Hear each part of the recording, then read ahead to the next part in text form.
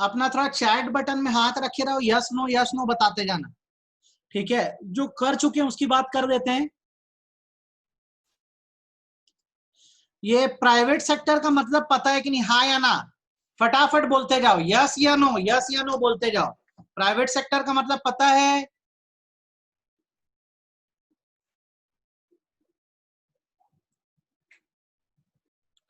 Column को यहीं रखती हूँ। पब्लिक सेक्टर का मतलब पता है?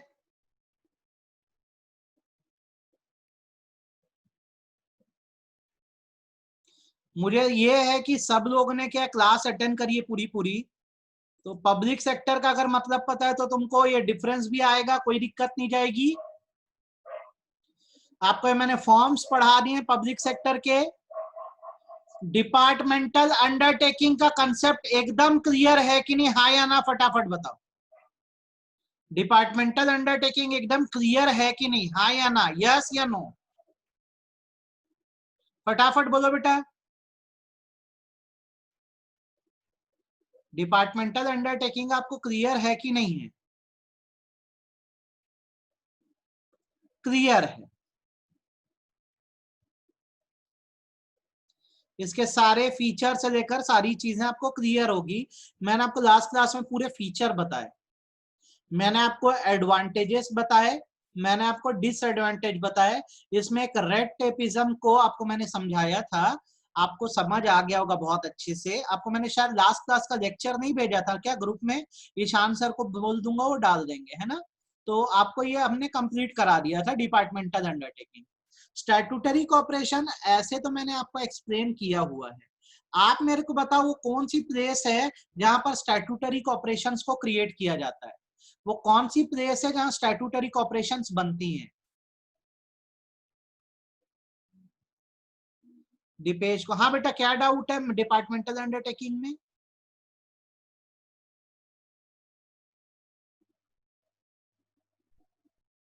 Very good, very good. तो स्टैट्यूटरी कॉर्पोरेशन क्या है बेसिकली? वो बॉडीज हैं जो कहां बनती है? पार्लियामेंट में। और जब बनती है तो साथ में क्या किया जाता है, इनका स्पेशल एक्ट या स्पेशल लॉ भी बना दिया जाता है, ताकि ये सेल्फ गवर्न रहे, गवर्नमेंट को बार बार इनके रूल्स बनाने की जरूरत ना पड़े। ठीक है, जैसे हम इसमें एग्जांपल क्या ले सकते हैं, IRCTC, Indian railway catering and tourism corporation, ये पार्लियामेंट से बनाई गई कॉर्पोरेशन है, और इसके लिए जो लॉ भी है वो है रेलवे एक्ट। तो अब क्या होता है, जो आईआरसीटीसी है वो रेलवे एक्ट के थ्रू ही चलती है ना। बेटा गवर्नमेंट के ही डिपार्टमेंट है, गवर्नमेंट हमको सर्व कर रही है। डिपार्टमेंटल अंडरटेकिंग अलग से कोई बिजनेस नहीं है, it is the branch of the government which is serving us. जैसे हमारे देश की रक्षा की जरूरत है तो रिलायंस थोड़ी रक्षा करेगा हमारे देश की, भारत सरकार करेगी। तो उसने अपना एक मिनिस्ट्री या डिपार्टमेंट बना दिया जिसको डिफेंस मिनिस्ट्री कहते हैं। रेलवे प्राइवेट सेक्टर थोड़ी सर्व कर रहा है, गवर्नमेंट सर्व कर रही है, तो उसने एक डिपार्टमेंट बना दिया रेलवे मिनिस्ट्री। तो अगर आप बोलोगे कि गवर्नमेंट का क्या रोल है डिपार्टमेंटल अंडरटेकिंग में, तो ये सारी अंडरटेकिंग गवर्नमेंट की ब्रांचेस है जो हम लोग को सर्व कर रही है। सर्व करने का मतलब हमें अलग अलग तरह की सर्विसेज दे रही है। तो स्टैट्यूटरी कॉर्पोरेशन क्या हुआ, ऐसी बॉडी है जो पार्लियामेंट में बन रही है, साथ में स्पेशल लॉ भी बन जा रहा है ताकि ये सेल्फ गवर्न रहे। ठीक है, कहाँ सूटेबल है ये, बेस्ट कहां पर है? तो ऐसे एंटरप्राइज, एंटरप्राइज मतलब बिजनेस होता है जहां बहुत अमाउंट ऑफ कैपिटल लगता है, बहुत पैसा लगता है। ठीक है, लंबे समय तक बिजनेस को रन करना होता है, और पब्लिक इंटरेस्ट का भी ध्यान रखना होता है। पब्लिक इंटरेस्ट का मतलब वेलफेयर होता है। तीन बातें, जहां बड़ा इन्वेस्टमेंट लगेगा, बिजनेस को बहुत लंबे समय तक चलाना है, और वेलफेयर लगेगा, पब्लिक का या जनता का भला करना है, मतलब रेट ज्यादा नहीं रख सकते आप, वहां पर ये स्टैट्यूटरी कॉर्पोरेशन बेस्ट होती है। एग्जांपल क्या क्या है, air India, Indian airlines, LIC, IDBI bank, unit trust of India, RBI, reserve bank of India, food corporation of India, FCI, ये सब इसके एग्जाम्पल। ठीक है, आपको ये मैंने एक बार समझाया है, मैं तो आपको सिर्फ नोट्स पढ़ा रहा हूँ। तो इसके फीचर देखो, सबसे पहला फॉर्म कहाँ होता है, तो जितनी भी हमारे देश की स्टैट्यूटरी कॉर्पोरेशन है या पब्लिक कॉर्पोरेशन है, ये सब फॉर्म होती है पार्लियामेंट में, और साथ में स्पेशल एक्ट बना दिया जाता है, मतलब स्पेशल लॉ बना दिया जाता है, जिससे ये ऑर्गेनाइजेशंस खुद को गवर्न करती हैं, चलाती हैं। ठीक है। दूसरा, ओनरशिप की जब बात करें तो इस पर यह माना जाता है बेसिकली कि इस पर भी ओनरशिप कहीं ना कहीं गवर्नमेंट की है, डायरेक्टली या इनडायरेक्ट, क्योंकि पार्लियामेंट में गवर्नमेंट के तो रिप्रेजेंटेटिव, हमारे ही तो रिप्रेजेंटेटिव होते हैं। देन कॉर्पोरेशन का लीगल स्टेटस है, जस्ट लाइक अ कंपनी, ये भी किसी के ऊपर केस कर सकती है। स्यू मतलब केस करना होता है, और बी सीयूड मतलब केस होना होता है। तो जो कॉर्पोरेशंस होती हैं वो किसी पर केस कर भी सकती है और कॉर्पोरेशंस पर केस हो भी सकता है। Life insurance corporation of India LIC किसी पर केस कर भी सकती है, एलआईसी पर केस हो भी सकता है। एलआईसी अपने नाम से प्रॉपर्टी एक्वायर कर सकती है, मतलब परचेज कर सकती है। देखो एकदम इजी है, कैसे फॉर्म हुआ, पार्लियामेंट में। ओनरशिप किसके पास है, तो कहीं ना कहीं गवर्नमेंट के पास ही इसकी ओनरशिप है, क्योंकि पार्लियामेंट में बन रहा है। लीगल स्टेटस का मतलब होता है क्या है, तो ये कंपनी की तरह ही काम करती है। जैसे एलआईसी है तो एलआईसी अपने नाम से किसी पर केस करेगी, केस भी होगा तो एलआईसी के ऊपर होगा। प्रॉपर्टी अगर खरीदी जाएगी तो एलआईसी के नाम से ही खरीदी जाएगी। तो कट शॉर्ट करके बात करूं तो लीगल स्टेटस को बोल सकते हो आप सेपरेट एंटिटी। सेपरेट एंटिटी मतलब जब एक कॉर्पोरेशन बन जाती है तो सारी वर्किंग जो होती है उस कॉर्पोरेशन के नाम से होती है। जैसे आरबीआई को जब कोई काम करना होता है तो गवर्नमेंट के नाम से नहीं करती, आरबीआई के नाम से ही सारे काम होते हैं। देन इसकी फाइनेंशियल ऑटोनॉमी है, ऑटोनॉमी मतलब सेल्फ डिपेंडेंस होता है। बहुत ध्यान से मेरी बात को सुनना और अच्छे से आप समझना बेटा।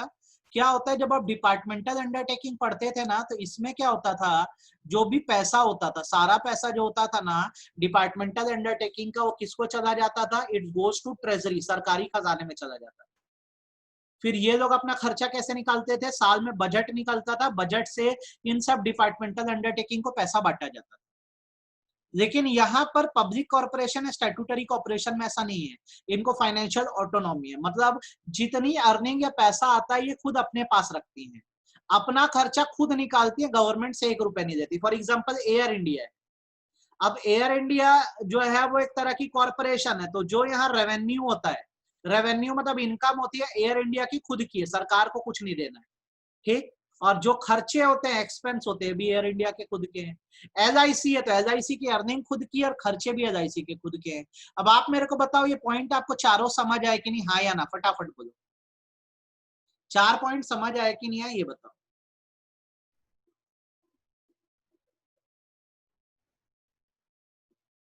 आगे। गुड। आपके पेपर में फर्स्ट को चेक करके दे दूंगा, सबका रिजल्ट आ जाएगा 1 अक्टूबर को, है ना। देन जैसे आपने 4 पॉइंट पढ़ दिए फीचर्स के, तो आप ये आ सकते हो स्टाफिंग पे। स्टाफिंग वर्ड का मतलब होता है यहाँ पर लोग अपॉइंट कैसे होता है, अपॉइंटमेंट कैसे होता है। तो मैंने आपको बताया था डिपार्टमेंटल अंडरटेकिंग में एग्जाम्स होते हैं, गवर्नमेंट एग्जाम जैसे एसएससी, यूपीएससी एक्सेट्रा। लेकिन पब्लिक कॉर्पोरेशन में क्या होता है, इनके खुद के एग्जाम होते हैं। जैसे एलआईसी में अगर लोगों को रखना होता है तो एलआईसी का रिक्रूटमेंट एग्जाम होता है। रिक्रूटमेंट मतलब नौकरी पर रखना। आरबीआई का है तो आरबीआई का अपना एग्जाम होता है, आरबीआई का अपना रिक्रूटमेंट एग्जाम होता है। वैसे अगर फूड कॉर्पोरेशन ऑफ इंडिया है, एफसीआई है, तो इसका अपना एक खुद का एग्जाम होता है। तो यहाँ पर जब वर्कर आते हैं तो इस ऑर्गेनाइजेशन के खुद के एग्जाम्स होते हैं, उसको क्लियर करके आते हैं। जैसे आपको अगर आज की डेट में मैं बोलूं अपनी जॉब लगानी है आरबीआई में, तो आपको आरबीआई का एग्जाम देना होगा। सीबीआई में जॉब लगानी है तो सीबीआई का भी एग्जाम निकलता है, सीबीआई का एग्जाम आपको देना होगा। ठीक है। तो आई होप आपको पब्लिक कॉर्पोरेशन के सारे पॉइंट समझ आ गए होंगे और इसमें दिक्कत नहीं आई होगी। एडवांटेजेस को खुद पढ़ना है, सेल्फ नहीं समझ आएगा तो सर से पूछना, मतलब मेरे से। डिसएडवांटेज सेल्फ को पढ़ना है, नहीं समझ आएगा तो मैं हूं, मेरे से आप पूछोगे, मैं आपको एकदम तुरंत बता दूंगा। अब तीसरा आता है गवर्नमेंट कंपनी, ये भी आपको समझाया हुआ है। बिना देखे बताओ कितने % से ज्यादा शेयर पे गवर्नमेंट कंपनी बनते हो आप। आरबीआई की जॉब पर में ऐसा कुछ नहीं है, पहले तो हमेशा प्रोबेशन पे ही रखते हैं। प्रोबेशन का मतलब होता है काम अच्छा रहा तो रखेंगे ना, भगा देंगे। गवर्नमेंट कंपनी में कितना % शेयर चाहिए, याद रखना 51%। 51% से ज्यादा अगर शेयर है तो कंपनी गवर्नमेंट कंपनी है। क्या होता है, कोई भी कंपनी जैसे है ना, तो उसमें क्या होता है, जैसे ओनर बनना है ना तो चाहिए होता है शेयर, शेयर खरीदो मालिक बन जाओ। तो कोई भी ऐसी कंपनी जिसमें 51% और मोर शेयर, 51% से ज्यादा शेयर गवर्नमेंट के पास है, वो कंपनी गवर्नमेंट कंपनी कहलाती है। ये बात ध्यान रखना, भूलना मत। ठीक, तो गवर्नमेंट कंपनी क्या है? ऐसी कंपनी जो स्टैब्लिश हुई है इंडियन कंपनीज एक्ट 2013 में और रजिस्टर्ड भी है किसमें? इंडियन कंपनीज एक्ट में।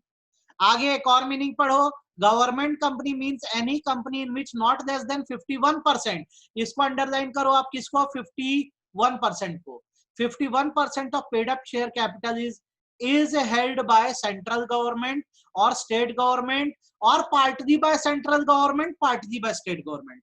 आपको लाइन नहीं समझ आई होगी तो यहां मैं समझा देता हूं। जैसे कंपनी है तो गवर्नमेंट कंपनी कब कहलाई? या तो इसमें 51% शेयर सेंट्रल गवर्नमेंट ने रखा जैसे मोदी सरकार ने, या तो स्टेट गवर्नमेंट ने रखा जैसे भूपेश बघेल सरकार ने, या तो दोनों ने मिलकर रखा, CG as well as SG ने। सीजी मतलब सेंट्रल, एसजी मतलब स्टेट गवर्नमेंट। तो मैं बोलता हूं जैसे 26% शेयर सेंट्रल गवर्नमेंट के पास है, 25% शेयर स्टेट गवर्नमेंट के पास है, तो मिला के 51 होता है। तो यहाँ पर जो लाइन लिखी याद रखना, या तो सेंट्रल गवर्नमेंट रख रही है, या तो स्टेट गवर्नमेंट रख रही है, या तो मिलाकर रख रहे हैं, मतलब सेंट्रल गवर्नमेंट कुछ हिस्सा रखी, स्टेट गवर्नमेंट रखी कुछ हिस्सा। अगर मिलाकर 51% से ज्यादा हो रहा है तो ये माना जाता है कि वो गवर्नमेंट कंपनी है। ये बात ध्यान रखना। अब इसे सूटेबल कहाँ है? तो लॉन्ग टर्म में बिजनेस चलाना है, प्राइवेट सेक्टर की अदर कंपनी से अगर कंपीट करना, जैसे एयरटेल से कंपीट करने के लिए क्या है? एयरटेल से कंपीट करने के लिए बीएसएनएल है। अब बसेस चलती है अगर महिंद्रा की, तो भाई उसको कंपटीशन देने के लिए हमने क्या निकाल दी? सिटी बस निकाल दी। तो कहने का मतलब ये, प्राइवेट सेक्टर से अगर कंपीट करना हो ना आपको, तो गवर्नमेंट कंपनियां बनाई जाती है। ठीक है, वैसे अगर आपको फाइनेंशियल और टेक्निकल सब्सक्रिप्शन, सब्सक्रिप्शन मतलब हेल्प चाहिए प्राइवेट सेक्टर से या फॉरेन से, तो आप ये बेटर है कंपनी बना के काम करो तो जल्दी हेल्प मिलेगी। इसके एग्जांपल क्या हो सकते हैं? Steel authority of India limited, Bharat heavy electrical limited, Bharat earth mover limited, BEML. ये इसके एग्जांपल से याद रखना। ठीक है, फीचर की बात करें तो सबसे पहला ये इनकॉर्पोरेट, इनकॉर्पोरेट मतलब रजिस्टर्ड कहां हुई है? तो इसका रजिस्ट्रेशन हुआ है कंपनीज एक्ट 2013 में, हर कंपनी वही रजिस्टर्ड होती है। दूसरा, रजिस्ट्रेशन के कारण इसकी एक सेपरेट लीगल एंटिटी है।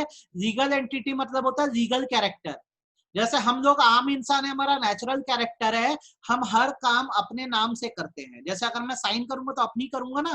कंपनी जब रजिस्टर्ड होती है तो वो इंडिपेंडेंट हो जाती है, मतलब आगे जो भी वर्किंग होगी या कोई भी कॉन्ट्रैक्ट साइनिंग होगी या कोई भी काम होगा उस कंपनी के खुद के नाम से होगा, किसी के पर्सनल नेम से नहीं होगा, किसी के पर्सनल नाम से नहीं होगा।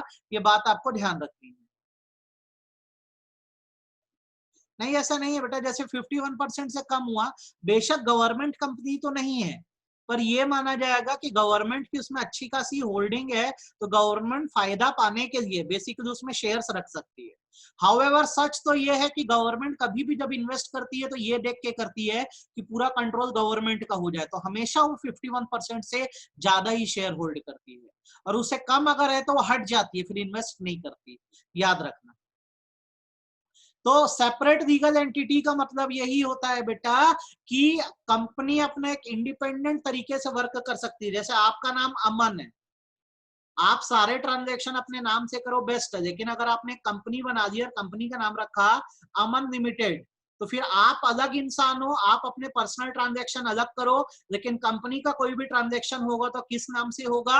अमन लिमिटेड से। तो अगर तुमको पर्सनल प्रॉपर्टी खरीदनी है तो अमन नाम से खरीदो, लेकिन कंपनी के नाम से प्रॉपर्टी खरीदनी है तो किस नाम से खरीदोगे? अमन लिमिटेड। कंपनी के नाम से केस करना है तो किस नाम से होगा? अमन लिमिटेड के नाम से होगा। तो आपको ये बात दिमाग में एकदम बिठानी है कि कंपनी का सेपरेट एंटिटी का मतलब ये होता है कि जब एक कंपनी रजिस्टर्ड हो जाती है तो ओन नेम से ही सारे वर्क कर सकती है, अपने नाम से ही सारे काम कर सकती है। देन मैनेज करने की बात है तो कंपनी को मैनेज बोर्ड ऑफ डायरेक्टर्स करते हैं, जिनको गवर्नमेंट नॉमिनेट करती है। सरकार बोलती है कुछ डायरेक्टर्स को, डायरेक्टर वो एफिशिएंट लोग हैं जो सैलरी लेके काम करते हैं, इनके ग्रुप को बोर्ड कहा जाता है। तो ये गवर्नमेंट के नॉमिनेटेड डायरेक्टर होते हैं और ये गवर्नमेंट कंपनी को चलाते हैं। ठीक है, नेक्स्ट, चलती कैसे कंपनी, तो दो डॉक्यूमेंट होते हैं, एक का नाम होता है मेमोरेंडम, एक का नाम होता है आर्टिकल। ये दो बेसिक डॉक्यूमेंट होते हैं जिसमें कंपनी के सारे रूल्स लिखे होते हैं और इन्हीं रूल्स के हिसाब से कंपनी चलती है। पैसा कहां से आता है, तो 51% से ज्यादा कैपिटल इनको कौन दे रहा है, गवर्नमेंट दे रही है, तो गवर्नमेंट के पैसों से गवर्नमेंट कंपनी चलती है। Let us repeat, feature number 1 registered है, फीचर नंबर 2 सेपरेट एंटिटी है, मतलब अपने नाम से सारी वर्किंग करती है। फीचर नंबर 3 मैनेज कौन करता है, बोर्ड ऑफ डायरेक्टर्स। गवर्न कैसे होते हैं, तो दो बेसिक डॉक्यूमेंट्स, ये मैं आपको पढ़ाऊंगा बहुत अच्छे से, मेमोरेंडम और आर्टिकल, दो बेसिक डॉक्यूमेंट। और पैसा कहां से आता है, फाइनेंस कहां से आता है, सोर्स ऑफ फाइनेंस क्या है, मनी कैसे मिलता है इनको, तो 51% से ज्यादा कैपिटल गवर्नमेंट का ही लगा है, तो गवर्नमेंट के पैसे से चलती है। ये इसके फीचर हो गए। आप बताओ आपको फीचर समझ आए कि नहीं, फटाफट हाँ या ना, आपको फीचर समझ आए कि नहीं, हाँ या ना। और कोई फीचर ऐसा है जो एकदम सिर के ऊपर से गया तो भी बताओ, सर ये वाला ना आप एक और बार समझा दो, हमको ये समझ नहीं आया।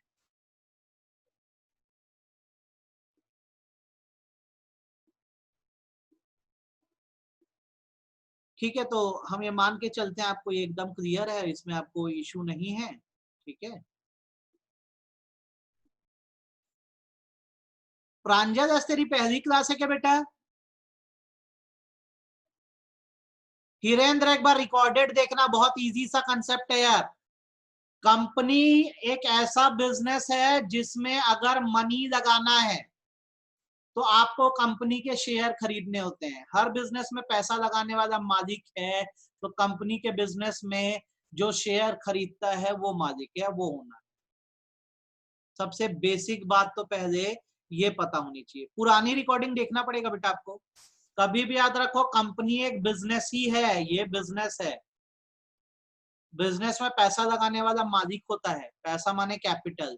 कंपनी में कैपिटल लगाने का तरीका शेयर खरीदो, तो जो शेयर खरीदता है वो ओनर है। अब किसी कंपनी में अगर 51% से ज्यादा शेयर अगर गवर्नमेंट खरीद रही है, ठीक है, तो इस पे 51% से ज्यादा कैपिटल गवर्नमेंट का लगा है, तो क्योंकि इनका ज्यादा पैसा लगा है तो यही मेन ओनर माने जाते हैं, ऐसी कंपनियों को गवर्नमेंट कंपनी बोलते हैं। जैसे कंपनी का कैपिटल 1 लाख है, ये 1 लाख का कैपिटल है कंपनी का। अब इसमें गवर्नमेंट का बेसिकली अगर 52,000 रुपीज लगा है, तो गवर्नमेंट बोलेगी हमने 52% का इन्वेस्टमेंट किया है, तो हम ही मेन शेयर होल्डर हुए, तो हम ही मेन ओनर हुए, तो इस कंपनी को गवर्नमेंट कंपनी कहा जाए। आई होप अब थोड़ा थोड़ा समझ आया होगा। और अगर लेट भी ज्वाइन कर रहे हो कोई इशू नहीं, बैकअप वीडियोस आप जरूर देख लो, ठीक है। ये मेरिट डिमेरिट यार सेल्फ पढ़ना बहुत बोरिंग काम है, ये खुद करना, ये मेरे बताने की चीज नहीं है। डाउट आए तो बताना सर ये नहीं समझ आया। अब तीनों में डिफरेंस क्या आ रहा है, तो हम डिफरेंस सिर्फ 4 करेंगे, ओनली 4।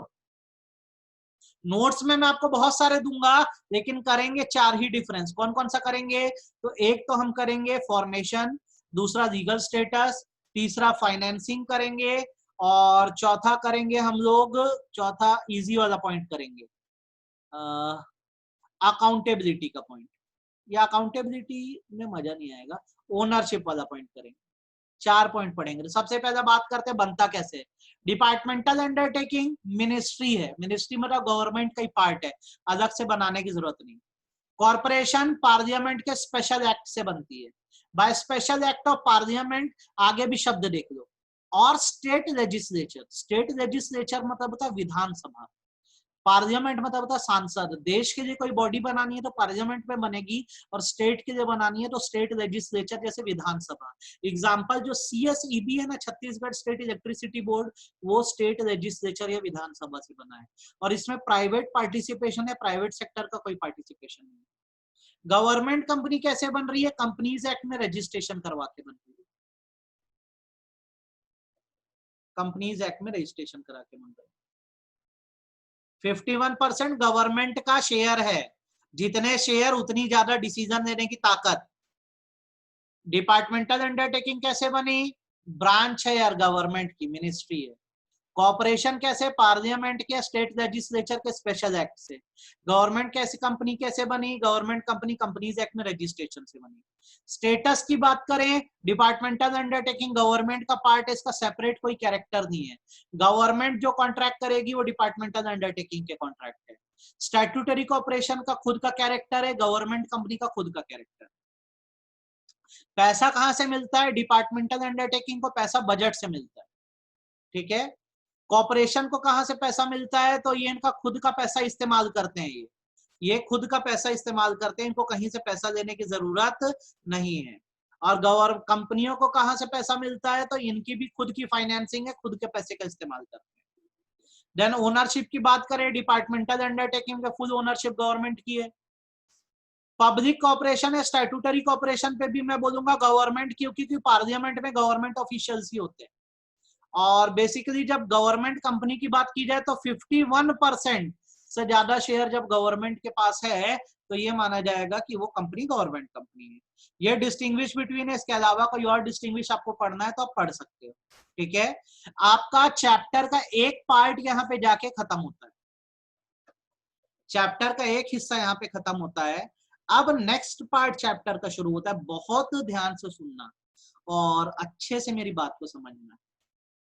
आपको पढ़ना है changing role of public sector.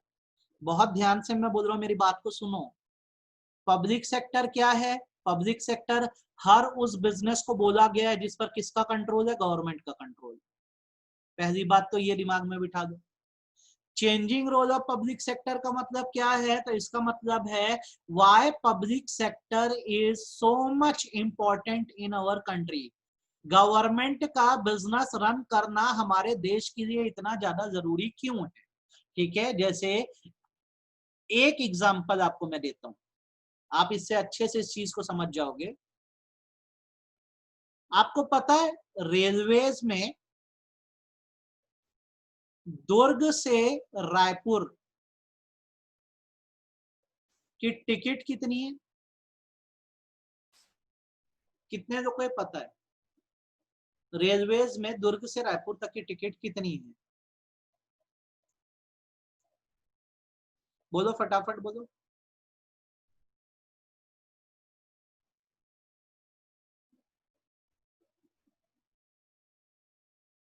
अगर आप लोकल से जाते हो तो ये है 10 रुपए, और अगर आप सुपर फास्ट में बैठ जाते हो तो ये है 45 रुपीज। ठीक, बहुत रीजनेबल है, बहुत कम रेट है। इतने रुपए में आपको 35 किलोमीटर का डिस्टेंस कवर करवाया जा रहा है।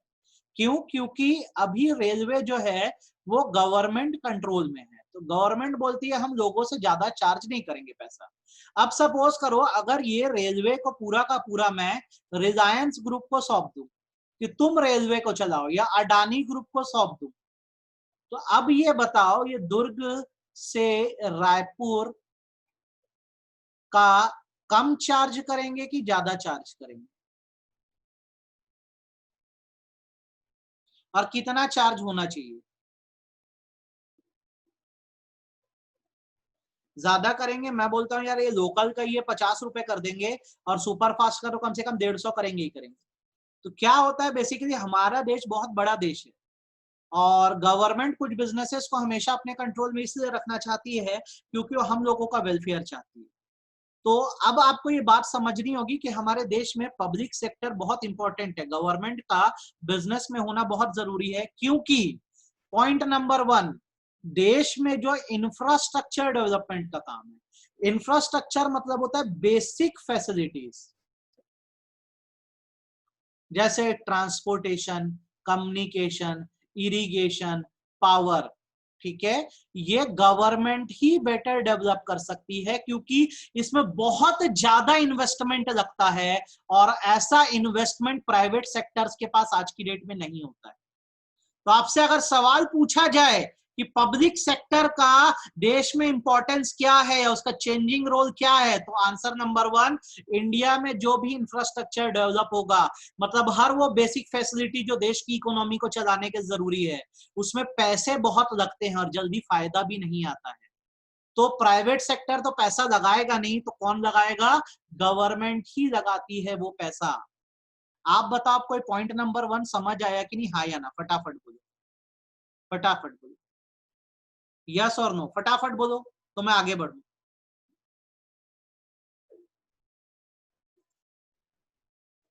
बाकी लोग को रिपीट करना पड़ेगा क्या मुझे? किसी को ऐसा लगता है रिपीट कर दूं? यार देखो हम क्या पढ़ रहे हैं, हमारा नया टॉपिक है कि जैसे देश का जो पब्लिक सेक्टर है या सरकार है उसका देश में इंपॉर्टेंस क्या है, क्यों उसको बिजनेसेस में इन्वॉल्व होना पड़ रहा है। क्योंकि देश में जो इंफ्रास्ट्रक्चर है, मतलब बेसिक फैसिलिटी, जैसे रोड्स हो गई, जैसे रोड्स हो गई, कम्युनिकेशन हो गया, कम्युनिकेशन हो गया, सैनिटेशन हो गया, इसमें प्राइवेट सेक्टर बोलता है पैसा बहुत लगता है, उतना फायदा नहीं होता।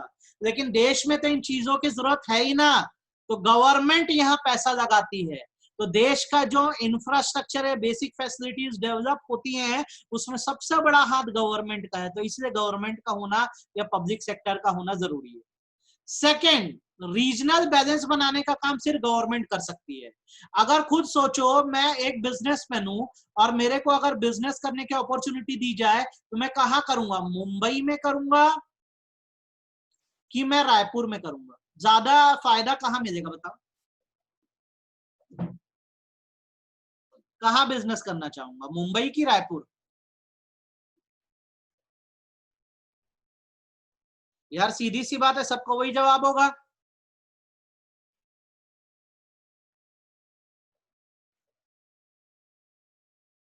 मुंबई में, है ना, एकदम सही बात है। तो हम प्रॉफिट कमाने के बारे में सोचते हैं तो हमारी ये सोच है। लेकिन जो गवर्नमेंट होती है ना बेटा, गवर्नमेंट का बोलना ये है, we will develop all areas, हम हर एरिया को डेवलप करेंगे। हम ये नहीं देखेंगे कि कहाँ ज्यादा अपॉर्चुनिटी है। जैसे आप देखोगे तो मैक्सिमम जो प्लांट्स हैं वो क्या किए गए, बैकवर्ड एरियाज में लगाए गए, जैसे राउरकेला में, दुर्गापुर में, भिलाई में। क्यों लगाया गया? ताकि हम भी उतनी डेवलपमेंट पा सके जितने जो डेवलप्ड शहर है वहां डेवलपमेंट। तो गवर्नमेंट ही रीजनल बैलेंस ला सकती है। प्राइवेट सेक्टर का बंदा तो वहां काम करेगा जहां उसको रिसोर्सेस या फायदा ज्यादा दिखे। लेकिन गवर्नमेंट बोलती है हम रीजनल डिस्पैरिटी होने नहीं दे सकते, मतलब डिफरेंस आने नहीं दे सकते कि एक एरिया बहुत डेवलप हो रहा है दूसरा उतना डेवलप नहीं हो रहा है। गवर्नमेंट बोलती है हम सबका साथ सबका विकास करेंगे, हर एरिया को बराबर डेवलप करेंगे। ये गवर्नमेंट की सोच होती है, ये बात ध्यान रखना, मत भूलना। तो गवर्नमेंट हर एरिया को बराबर बैलेंस करके बढ़ाती है। तो ये सारे काम देखो गवर्नमेंट ही कर सकती है। इंफ्रास्ट्रक्चर डेवलपमेंट का काम, रीजन में बैलेंस लाने का काम, मतलब सबकी इक्वल डेवलपमेंट करने का काम। तीसरा, पब्लिक सेक्टर ही इकोनॉमीज ऑफ स्केल ला सकता है। इकोनॉमीज ऑफ स्केल का मतलब था लार्ज स्केल प्रोडक्शन। इतना बड़ा भारत देश, इतनी बड़ी आबादी, तो यहाँ पर लार्ज स्केल में प्रोडक्शन जितना बड़ा गवर्नमेंट कर सकती है कोई और नहीं कर सकता। ओए, ये क्या है वीरेंद्र? तो आपको ये याद रखना है, इकोनॉमीज ऑफ स्केल का मतलब होता है लार्ज स्केल प्रोडक्शन। जितना बड़े लेवल पे प्रोडक्शन जो है वो गवर्नमेंट कर सकती है, कोई और नहीं कर सकता। इसलिए पब्लिक सेक्टर का या गवर्नमेंट का होना बहुत जरूरी है। Then check over concentration of economic power. Government basically इस पॉलिसी पे चलती है कि कोई एक प्राइवेट सेक्टर, जैसे टाटा हो गया या अंबानी हो गया, इनके हाथों में सारी रिसोर्स ना जाए, ये मोनोपोली ना करे, मार्केट पे एक छत्र राज ना करें। तो इसीलिए गवर्नमेंट इनसे compete करती है ताकि सबको एक अच्छी सर्विस मिलती रहे।